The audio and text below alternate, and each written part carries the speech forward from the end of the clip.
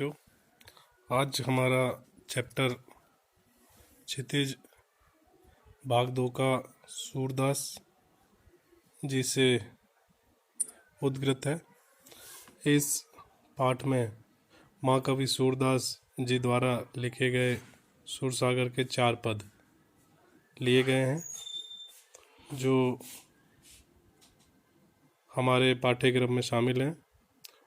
पाठ के पद प्रारंभ करने से पूर्व हम उनके जीवन परिचय के बारे में पढ़ेंगे कि उन्होंने जीवन में ऐसे कौन से कार्य और ऐसे कौन सी महानता के रचनाएं रची जिनकी वजह से हिंदी साहित्य में वो अमर हो गए। महाकवि सूरदास जी का जन्म रुणकता नामक ग्राम में सन 1478 ईस्वी में पंडित रामदास जी के घर में हुआ माना जाता है। पंडित रामदास सारस्वत ब्राह्मण थे और माताजी का नाम जमुना दास। कुछ विद्वान उनका जन्म स्थान सिही नामक स्थान पर भी मानते हैं। इन कवियों ने अपने बारे में ज़्यादा विस्तार से नहीं लिखा, इसीलिए केवल उनकी रचनाओं के आधार पर उनका जीवन परिचय हमारे सामने आता है और उनके जीवन परिचय के बारे में कोई लिखित जानकारी ना होने की वजह से विद्वान उनकी रचनाओं के आधार पर अलग अलग समय और अलग अलग स्थानों पर उनके जन्म स्थान और जन्म तिथि को मानते हैं।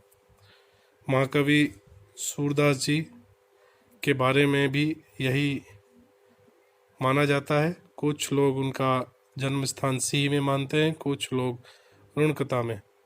सूरदास जी जन्म से अंधे थे या इस संबंध में भी ये कहा नहीं जा सकता। कुछ विद्वान उनको जन्मान अंधा मानते हैं तो कुछ विद्वान ऐसा मानते हैं कि वो जन्म से अंधे नहीं थे, बाद में अंधे हुए।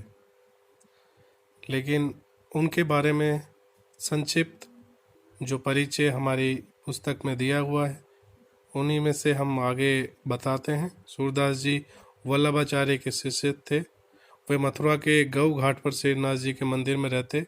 सूरदास जी का विवाह भी हुआ। विरक्त होने से पहले अपने परिवार के साथ ही रहा करते थे। पहले वे दीनता के पद गाया करते थे, किंतु वल्लभाचार्य के संपर्क में आने के बाद कृष्ण लीला करने लगे और ये कहा जाता है कि एक बार मथुरा में सूरदास जी की तुलसी जी से भेंट हुई और धीरे धीरे दोनों में प्रेम भाव बढ़ा।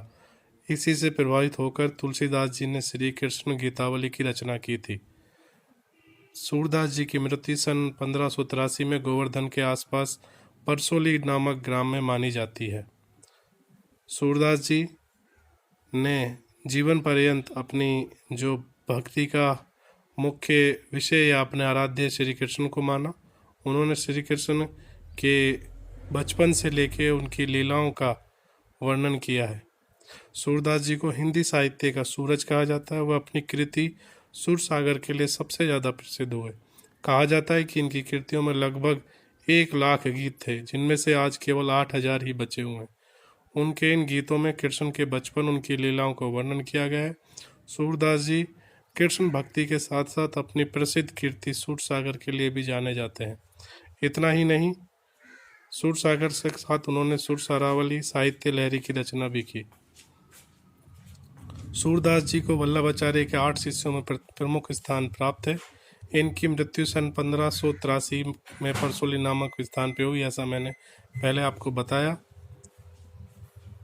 और यहाँ जो पद लिए गए हैं वो कृष्ण से जुड़े हुए सूरसागर के 4 पद यहाँ पे हमारे पाठ्यक्रम में शामिल किए गए हैं।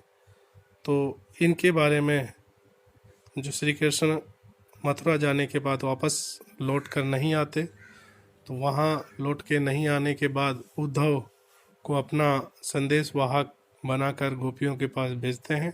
गोपियाँ उस वक्त कृष्ण की राह तकते तकते थक चुकी होती हैं और कृष्ण के मित्र द्वारा लाया गए संदेश को वो सुनना नहीं चाहती। उनके लिए एकमात्र जो जीने का साधन था कि एक दिन कृष्ण लौट कर आएंगे और हमें वापस फिर से हम यमुना किनारे वही कृष्ण के साथ लास लीलाएं करेंगे। किंतु वो स्वयं ने आकर उन्होंने अपने मित्र उद्धव को भेजा। तो उद्धव के द्वारा गए जो योग संदेश की बातें और जो श्री कृष्ण का संदेश था वो इस कविता के माध्यम से हम आज आगे पढ़ेंगे।